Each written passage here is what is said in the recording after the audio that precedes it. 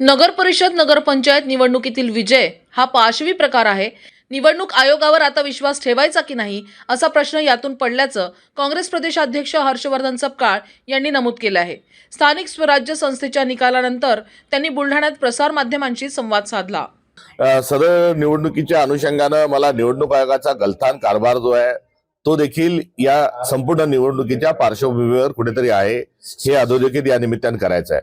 मतदार याद्यातले दुबार तिबार नाव एवढंच नाही तर त्या निवडणूक निर्णय अधिकाऱ्यांच्या नियुक्त्या असतील, बोगस झालेलं मतदान असेल, मंगल कार्यालयामध्ये मतदारांना आणून डांबून ठेवल्याचे प्रकरण असतील, पैशाचा महापूर हा देखील या निवडणुकीच्या अनुषंगाने बघायला मिळाला. आणि यात तारीख पे तारीख नावाचा जो एक चित्रपटातला डायलॉग आहे तो या निवडणुकीच्या अनुषंगाने आपल्याला कुठेतरी अनुभवायला भेटला. म्हणजे मतदान या दिवशी नाही त्या दिवशी, त्या दिवशी नाही त्या दिवशी, निकाल या दिवशी त्या दिवशी. त्यामुळे एकंदरीत निवडणूक आयोगाने सत्ताधाऱ्यांना ही निवडणूक निवडून आणण्याच्या अनुषंगानं मदत केलेली आहे हे देखील या संपूर्ण प्रक्रियेतून स्थापित होत आहे. त्यामुळे फ्री अँड फेअर या निवडणुका या झालेल्या नाही. त्यामुळे या सर्व निवडणुकीच्या निकालाच्या पार्श्वभूमीवर सर्वप्रथम मी निवडणूक आयोगाचं अभिनंदन करू इच्छितो की त्यांना जे यातून साध्य करायचं होतं ते त्यांनी साध्य केलंय. ह्याकरता मी निवडणूक आयोगाचं अभिनंदन करतो. मी संपूर्णतः जिल्ह्याच्या संदर्भातील सर्व अधिकारी स्थानिक संघटनेला दिली होती. या सगळी जी प्रक्रिया आहे ही प्रक्रिया स्थानिक पातळीवरच या ठिकाणी राबवण्यात आली. इथं पर आलेले जे निकाल आहे त्या निकालाची आम्ही समीक्षा करू. कारण बुलढाणा जिल्ह्यात जे निकाल आलेले आहेत या निकालाचा माध्यमांनी पण ज्या एक्झिट पोल दर्शवला होता तो वेगळा होता आणि आलेले निकाल हे वेगळे आहेत.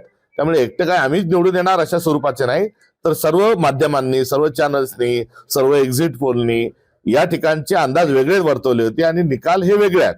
त्यामुळे याच्यामध्ये काही गोड बंगाल आहे का ही पण शंका आपल्या पातळीवर आहे.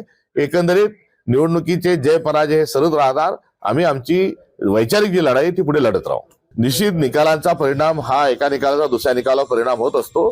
सत्ताधाऱ्यांना आम्ही किती बलशाली आहोत आणि आमची किती ताकद आहे, आमच्याजवळ किती पाशवी स्वरूपाचे अधिकार आहेत आणि मॅन्डेट आहेत हे दाखवण्याच्या अनुषंगानं ते त्याचं निश्चित स्वरूपाचं हे मार्केटिंग करतील. निवडणुकाच्या संदर्भातली जी संहिता असेल तिचं निवडणूक आयोग पालन करत नाही. जे आहे ते आहे.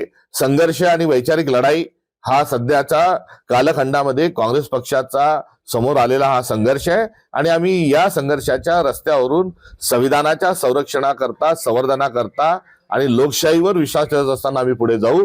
निवडणूक आयोग हा आता पूर्णतः हा सत्ताधारी पक्षाच्या हाताचं भावलं झालेलं आहे. तरी देखील आम्ही कुठल्याही प्रकारची आमचे आक्षेप नोंदवत राहू. मात्र कुठेही आमच्या तत्वामध्ये आणि कर्मठतेमध्ये फरक न पडता आम्ही निवडणुकांना पुढच्या निवडणुका देखील सामोरे जाऊ.